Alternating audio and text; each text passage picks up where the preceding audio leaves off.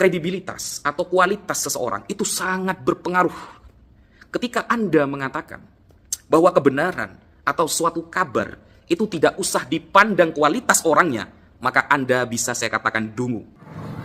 Assalamualaikum warahmatullahi wabarakatuh.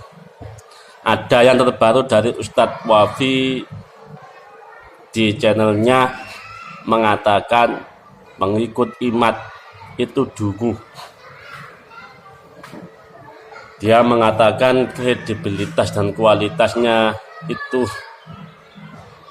tidak sesuai.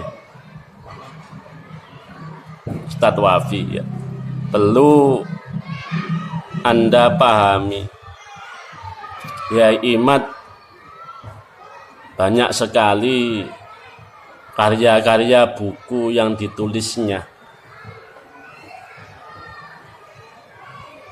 berbahasa Arab, terus Anda mengatakan kredibilitas dan kualitasnya dipertanyakan.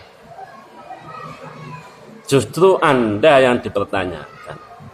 Kalau Anda menjustifikasi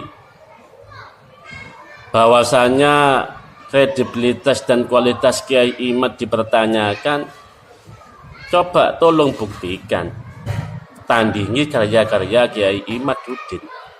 Baru saya percaya kredibilitas dan kualitas Anda mengungguli Kiai Imat. Itu kan secara logika kita ya. Kalau bicara persamaan, kalau kita berbicara persamaan,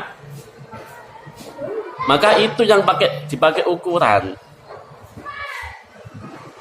Kalau Anda berbicara tentang Kiai Imat, maka Anda harus bisa menyamai Kiai Imat dalam hal karyanya, dalam hal kualitas.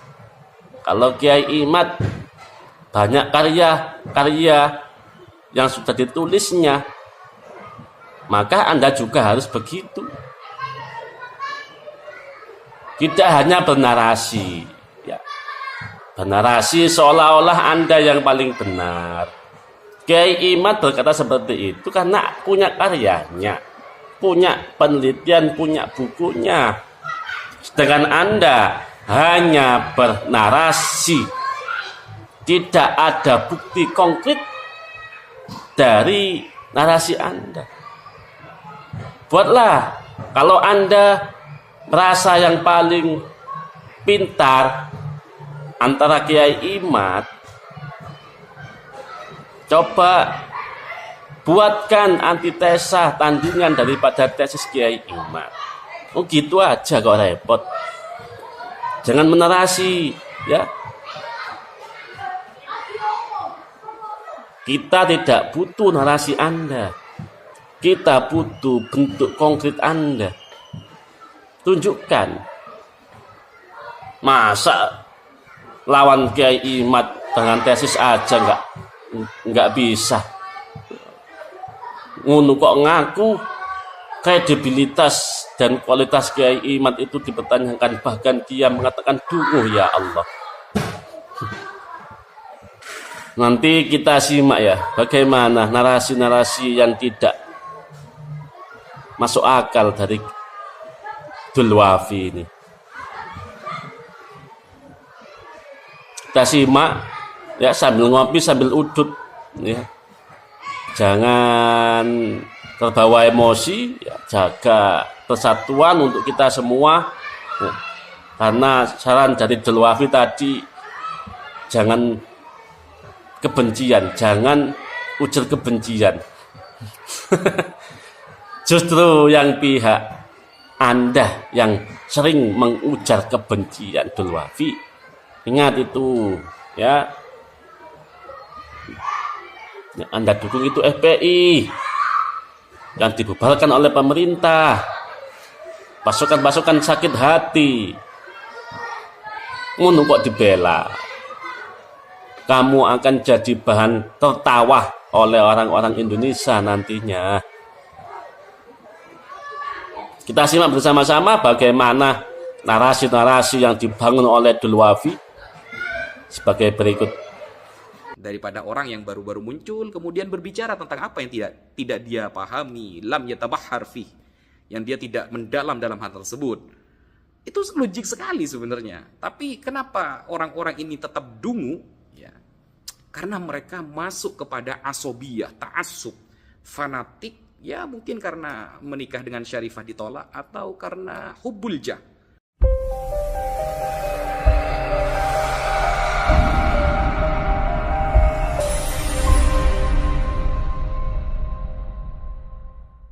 Bismillahirrahmanirrahim.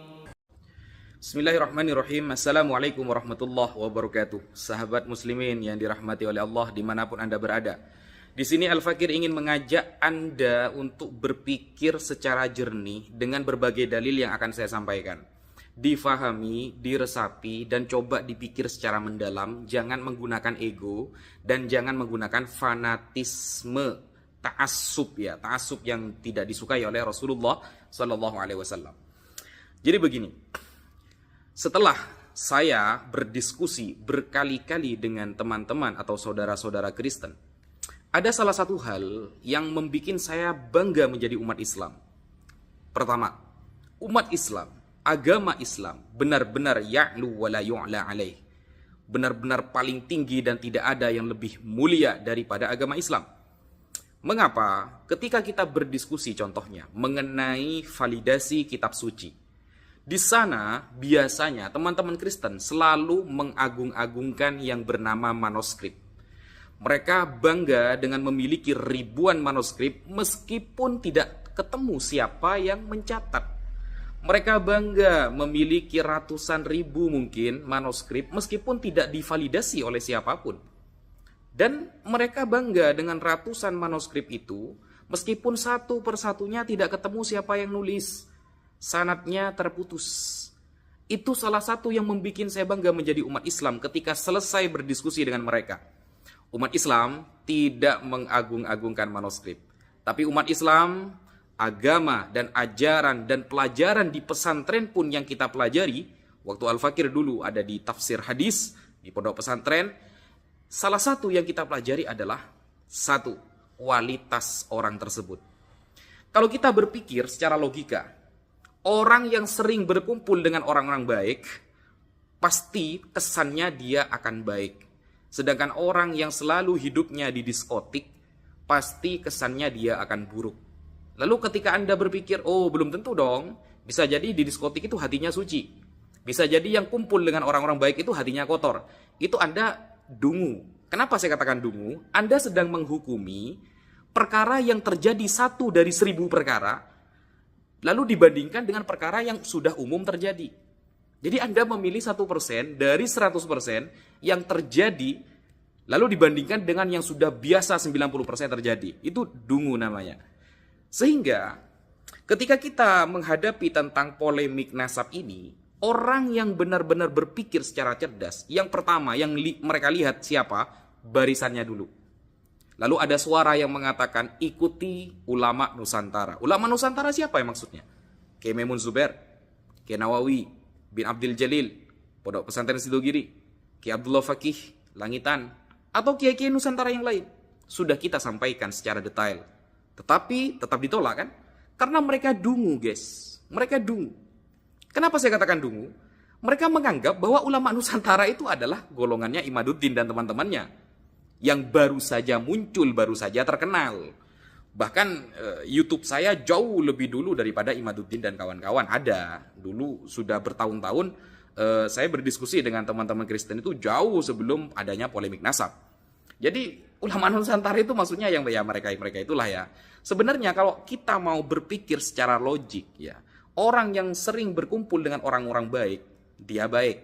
Orang yang sering berkumpul dengan orang-orang jahat, dia masuk kepada konteks jahat. Semua agama mengajarkan tentang hal tersebut. Makanya kita diperintahkan untuk selalu berkumpul dengan orang-orang baik. Kenapa? Karena sisi positif dari mereka akan menular kepada kita. Begitu sebaliknya. Nah, itu yang pertama. Dalam melihat sebuah kebenaran, banyak adat dan ajaran semua agama mengajarkan berkumpullah dengan orang-orang yang baik. Itu diajari semua agama. Kemudian yang kedua, kredibilitas atau kualitas seseorang itu sangat berpengaruh.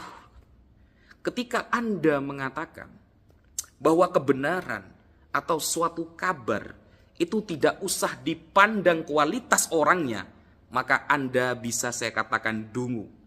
Kenapa? Nasihat bisa keluar dari siapapun yang ingin menasehati kita. Lafal yang baik, kalimat yang baik dari siapapun keluar akan kita terima.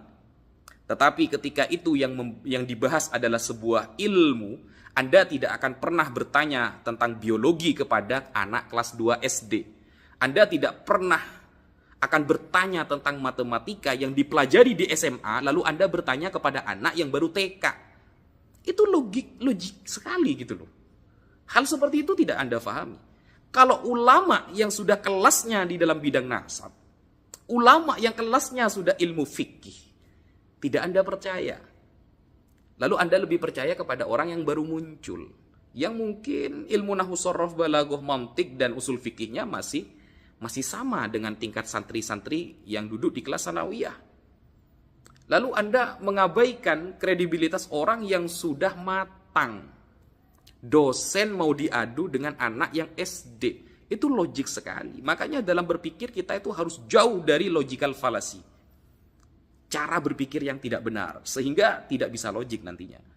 Dan itu diajarkan semua agama, guys. Semua agama mengajarkan seperti itu. Jadi orang yang sudah kapasitasnya bagus, ya, ilmunya sudah memadai, kemudian pengalamannya sudah banyak, itu jauh lebih kita percaya daripada orang yang baru-baru muncul kemudian berbicara tentang apa yang tidak dia pahami, lam yatabahhar fih, yang dia tidak mendalam dalam hal tersebut. Itu logik sekali sebenarnya. Tapi kenapa orang-orang ini tetap dungu? Ya, karena mereka masuk kepada asobiyah, ta'assub, fanatik, ya mungkin karena menikah dengan syarifah ditolak, atau karena hubbul jah, ya suka pangkat, atau karena hubbud dunya, cinta dunia. Makanya Nabi Muhammad itu nabi yang keren. Ketika beliau mengatakan walakin akhsha alaikumud dunya, tapi aku khawatir atas kalian tentang dunia.